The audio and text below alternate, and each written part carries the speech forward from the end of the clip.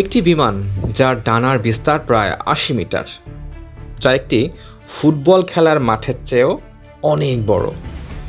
আকাশে যখন কোনো বিশাল ছায়া ধীরে ধীরে ভেসে ওঠে, মানুষ অবাক হয়ে তাকিয়ে থাকে, কারণ সেটি সাধারণ কোনো বিমান নয়। এটি হলো এয়ারবাস A380, বিশ্বের সবচেয়ে বড় যাত্রীবাহী বিমান। এই দানবাকৃতির বিমানটি তৈরি করেছে ইউরোপের বিমান নির্মাতা প্রতিষ্ঠান এয়ারবাস। এর প্রথম উড্ডয়ন হয় 2005 সালে, তবে তারা বাণিজ্যিকভাবে যাত্রী পরিবহন শুরু করে 2007 সালে।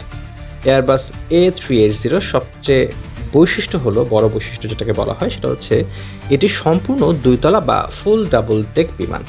একসঙ্গে প্রায় 850 জনের বেশি যাত্রী বহন করার সক্ষমতা থাকলেও তারা 550 থেকে 600 জন যাত্রী বহন করত।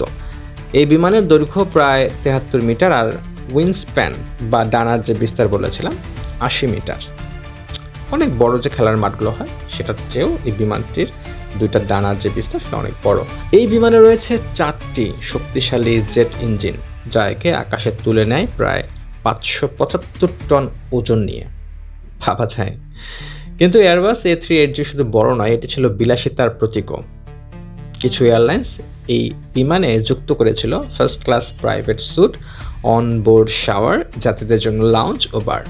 ভাবুন তো একবার, 30,000 ফুট উপরে আকাশে উঠতে উঠতে শাওয়ার নিচ্ছেন। তবে সময়ের সঙ্গে সঙ্গে বড় বিমানের চেয়ে জ্বালানি সাশ্রয় ছোট বিমানে বেশি হওয়ায় সেগুলো জনপ্রিয় হয়ে উঠেছে। ফলে ধীরে ধীরে এয়ারবাস A380 এর উৎপাদন বন্ধ হয়ে যায়।